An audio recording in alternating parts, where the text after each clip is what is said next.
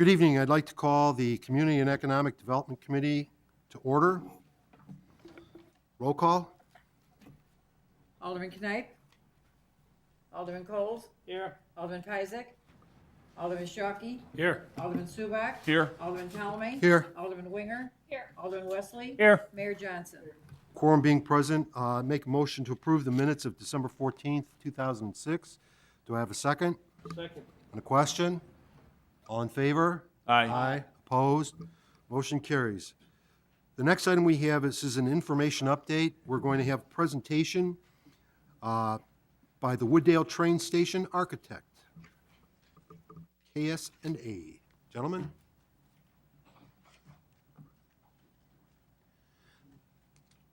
Hello, does it work? It works. Well, hi again, everybody. It seems like it was just yesterday when I was here presenting this plan. And what we've got is really just an update, just to let you know what's happened over the last few months. We have been working really hard with Metra.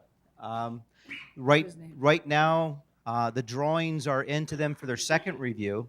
It's a 90% submittal.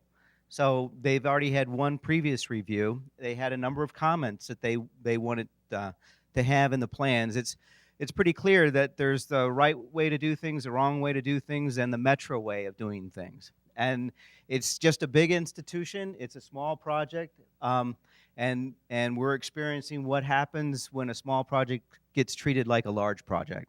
It just is what it is. So that said, moving forward, the plan is this, that in all likelihood in the next, Rick, didn't Metra say the first week in January, they'll have their final comments, their final review done. The drawings, the plans and specs should be out on the street for bid, probably in late January, and we will get the prices in February and probably be back to you guys for your approval on a series of contracts in March. And in all likelihood, then we will go out to bid, we'll start constructing the facility in April, May. And from there, expect probably 6 months, depending on scheduling and sequencing. I know it's a small building, but there are going to be a number of days when there's not going to be anybody working on the project, and it's just a function of the way we're bidding it. At the end of the day, it's all about getting a better value, and Rick can explain that just a little bit more. But that said, Rick, would you like to speak a little bit about the cost? Sure.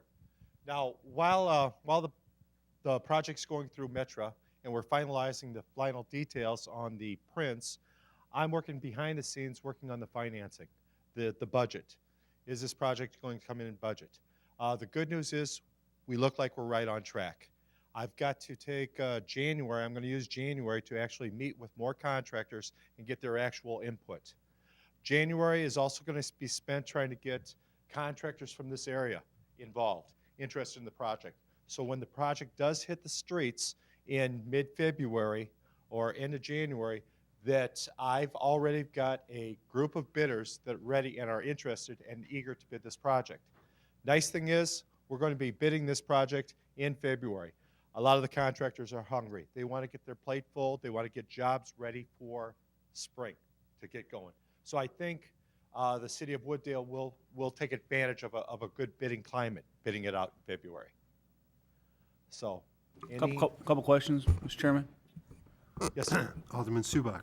Can you go over the plan briefly, like Sure. as to what's exactly being done? And Could I get your name? We need your name for the I'm record. sorry, it's Ed Skahan, that's Skahan, and this is Rick Krischel. And Rick, you can spell your own name.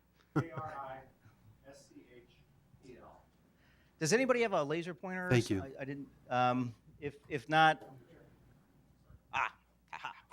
excellent. Thank you, sir. And it works like this. Great. Okay. Well, just to get everybody oriented, north is up, so the tracks are on this side, and what's important to note is the building is going to be pretty much on the in the same location that it's at. We're reusing the foundations, and in fact, we're reusing the floor. We'll be tearing down the roof and the walls and pretty much starting from scratch. And the footprint, I mean, these pair of doors are going to be new, but they're in the exact same location as they currently are. And in effect, what we have is the footprint of the existing building is about this big, and what we're adding, of course, is additional space over here for restrooms, and of course, we're adding these canopies that extend out for waiting areas. Now, that said, inside the building, we've got just a general waiting area. We've got washroom facilities for men and women, a little janitor's closet, and a couple drinking fountains. And on the other side, we have a little concessions area with a sink, and there's a service window here, and there's also a service window to the outside as well. Now, when we originally started this project, 100% of the financing came from donations from developers who were very generous and wanted to give to make this a better project. And originally we were going to try to rehab the train station because we thought maybe it would move, maybe depending on Irving Park Road. And as we started that process, I guess we realized that the cost to really rehab it, you might as well tear it down. And what my concern is that we're still doing it the right way, because as I see, the first train station was built, Mr. Manager, you were here, I wasn't. What year? It's 1970, roughly. Yeah, it was I believe it was 70, actually 73. Okay, so we've had this one for 30 plus years.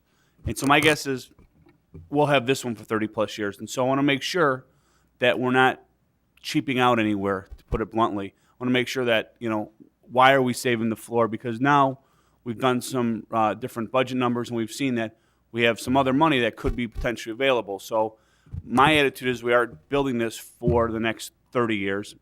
And that, is there anything, as the architect, you're saying to us, Wooddale, you're really missing the boat because this is not going to be seen from very far away because the roof is too low, or you really should tear out that floor and do this. Is there anything that you can recommend to us that we're not doing that we should? No, in fact, every time we meet with Metra, after the plan reviewers have been into the drawings and see the quality of materials that we're using,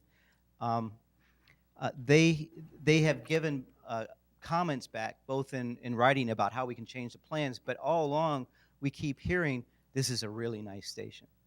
Okay. And I think what's going to be interesting, what I'd like our team to demonstrate to Metra is by way of good and sound design, by way of good and sound bidding practices, that we can bring this building under a certain budget that Metra hasn't seen. What about like in the inside? Right now, those ceilings are about probably maybe 8 foot high. Are we going to open it up so it's now more of an open feeling in there? Right. There will be a cathedral ceiling in there. And in fact, what we're going to have on the inside are timber, they're basically timber trusses. So we're dealing with cross sections of members that are 8 by 9. It'll have a nice cherry stain. The ceiling is going to be tongue and groove cherry stained oak. The floor that you have out there is terrazzo. It's beautiful. Okay. Let's polish it up and reuse it.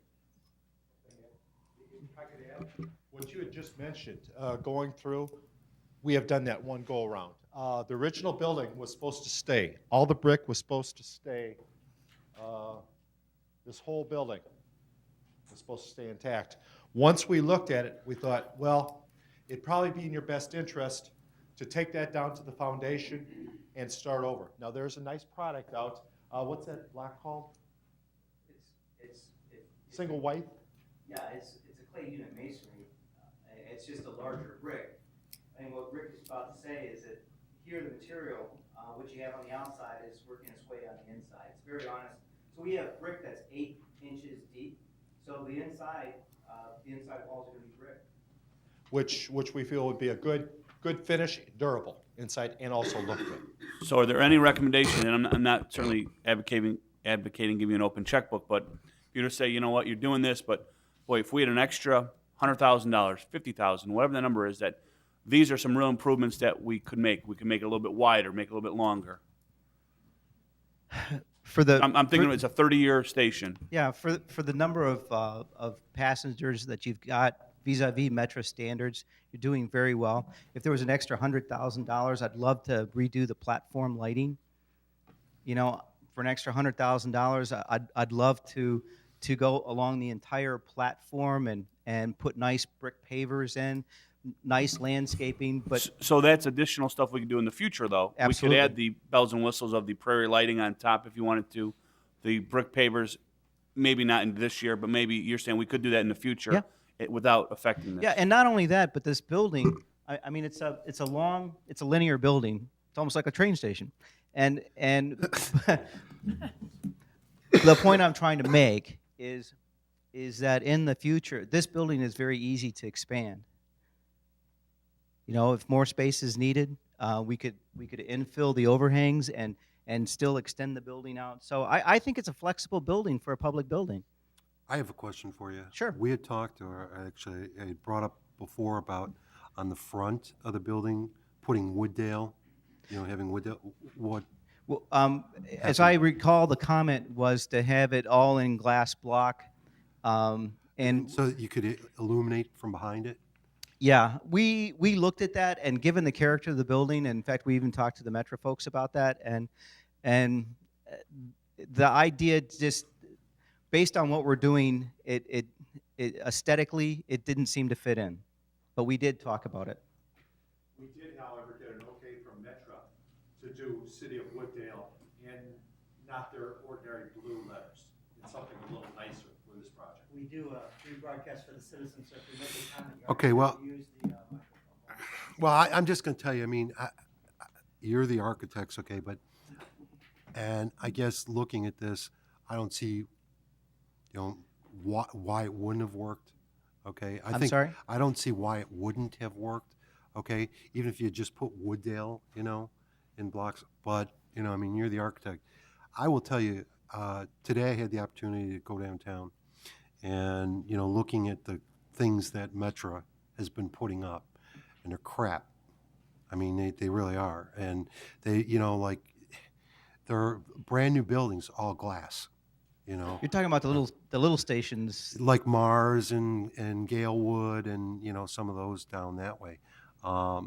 And I mean, I know, this is going to be a nice station when it's done. There's no question about that.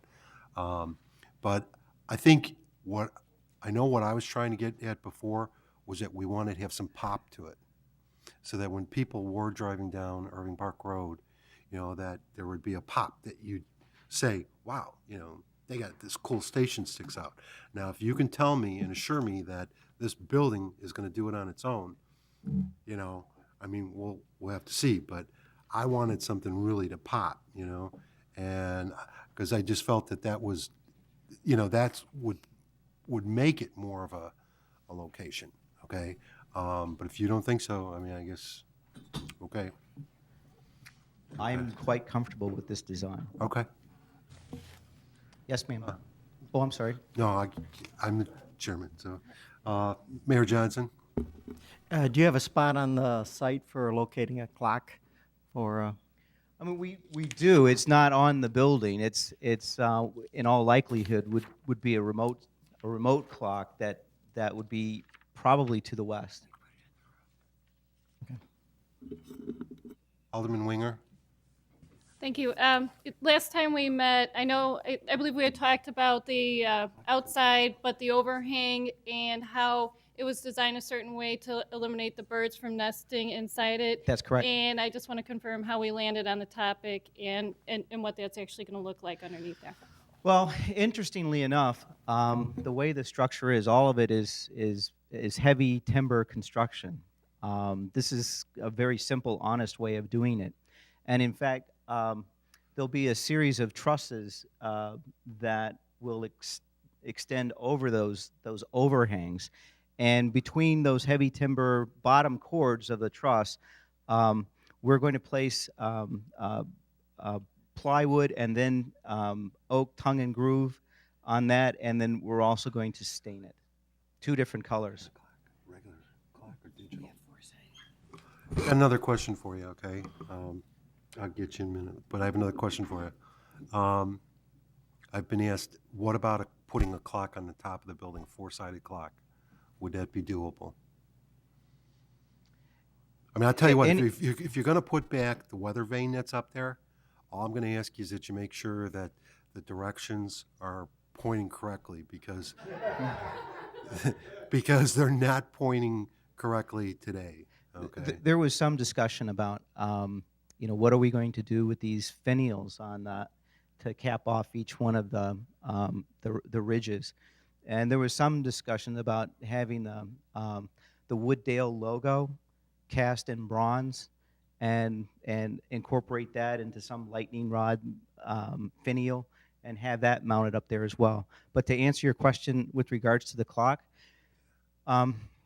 in my opinion, it's not appropriate to put a four-sided clock on this particular building, given its character. If it's something that you really want done, we could study it. Well, you've seen the clock we have over our clock garden right up on Wooddale Road here, and I mean, if you blink, you'll miss it, but I don't know if you've...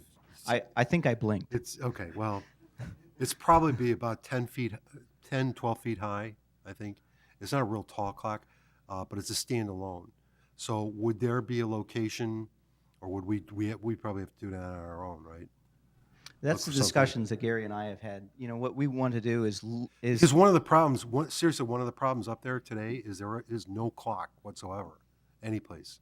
You would think Metro's got their little sign that runs across, you'd think they'd flash the time every once in a while. They don't, that's so, a Metro way. Yeah, well, so it'd be nice to have a clock up there for people, to see. But we could also install it somewhere near the building. Right, If he well, says, that's what I'm saying, if, Right. maybe something like the one that's at the clock garden. yeah. you know. How high are the walls? Boy, that's a good question. I believe, no, the walls are. I thought the mason extends to 9'4", and then we put the trusses on top of that. Will this be visible from, right now the station isn't very visible from Wooddale Road, and the idea I thought was try to make it a little bit taller and longer, to try to make it more visible from further away. Do you think you're going to be able to satisfy that, or?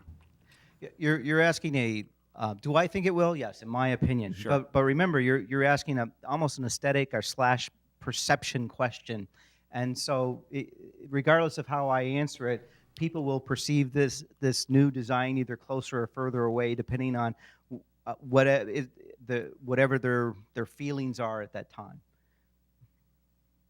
Well, then answer, why did you pick, whatever the height of the wall is, Mm-hmm. did you do it, was it a money constraint, or was it Purely- 9'5" is standard, or?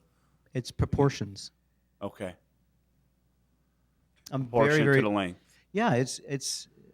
I mean, most of what we do is we live in the world of aesthetics, and I've had a lot of education, training, and life experiences to tell me what looks good. Right. And I can tell you that this building looks good for what it is. That's good. Well, okay. And we weren't trained in that, but we did spend a Saturday going from train station to train station, and I was able to tell you when one looked good and when one didn't look good. And that's my only concern, is making sure that we didn't tie your hands too much with the original budget amount, and not to have this thing look good. Because again, I think I'm set on it's going to be there for 30 years. So I would be okay if you said,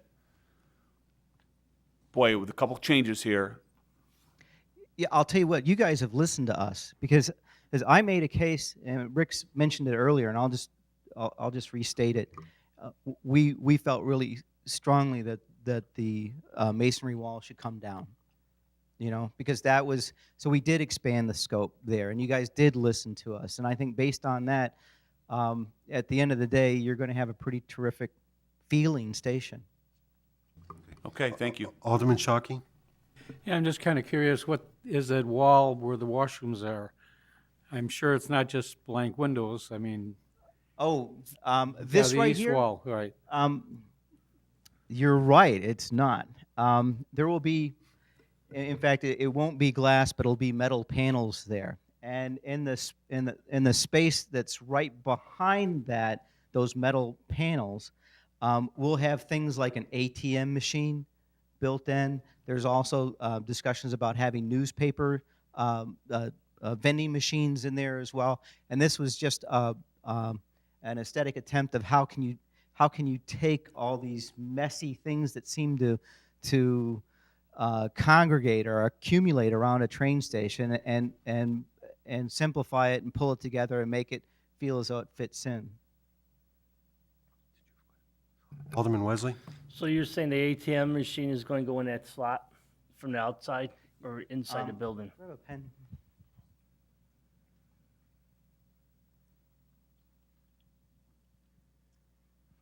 The ATM machine is going to be located right here. So inside the building, Uh, or on the outside? there is a cavity. See, now you're talking to an architect. We got to be really precise here. Here is a window wall right here. Behind Okay. it is a cavity that's about 19, 20 inches deep. And then we've got a masonry wall there. So what I'm saying to you is inside this cavity is where the machines are going to be. The faces of these machines, both for newspapers and the ATM, will be flush with the exterior metal panel Okay. surface. Does that make sense? Yeah. The other question, maybe you can answer, maybe Frank can answer this.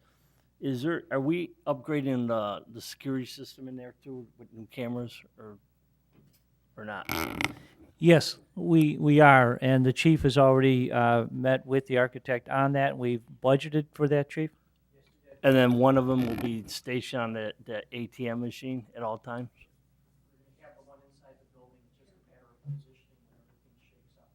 Chief, as you know, With regards to the cameras, they will be coming out. We've talked with the installer on that already. He has told me he's communicated. And then with the reinstallation, it will be focused on where that's going to be positioned. And then please keep in mind also, there's going to be 2 additional kiosks that will be out in the parking lot, and that will also cover the outside of the building for parking meters. Yeah, thank you. Anybody else? Marshall? Are there heating elements on the underneath the overhangs? Number one. No, there are not. Okay. And then, secondly, is there any internal wall space? If there are going to be like historic pictures, if we want to take a picture of the old train station and put it up there for people, or if we were going to have like the schools start showing their art projects in there, is there any area of wall space? It will be limited. Okay. Recognize that with all of the train schedules and other required Metra signs on the inside of the building, and also recognize too that whatever vendor is operating out of the concessions area, that they will probably use at least the wall surface. I mean, take a look. I mean, this is pretty much going to be all to the vendor right here. We've got Right. signs on every one of these pillars here. There's drinking fountains here. So what's left is there might be a few little areas of wall between the windows. So it's going to be limited. Okay, just a question. And then with the vendor, is that able to be shut down? Because I'm assuming that the vendor, depending on traffic, probably won't be there all day. Yes, the concessions area will be able to be completely locked down and secured while the station could remain open. That Okay. was part of the initial design. Thank you. Right. Anybody else? Mayor Johnson? I just want to compliment Alderman Subak. I think when he got on the council 8 years ago, he said that this was a priority. I'm not sure what it says about his effectiveness, that it took 8 years to get it done, but I just want to compliment and acknowledge this was Alderman Subak's idea from the beginning, and he was the driving force behind it, and it's a project that's going to serve the citizens of Wooddale for years to come. Okay, thank you, gentlemen, very much. We Great, appreciate thank- it. Wait, oh, I'm I'm sorry. sorry, we have one more here. Alderman Coles. We also have to put his name on the building too. Nope. Well, I guess the next time we'll see you would be probably in maybe February or March to let you guys know how the numbers came in, and we'll probably be asking you to approve some contracts. Great. Thank you, everybody. Sooner the Thank you. better. Great. Thank you very much. Okay, I have nothing else on the agenda for this evening, so at this time, I'd like to make a motion to adjourn. Second. All in favor? Opposed? Motion carries. Thank you.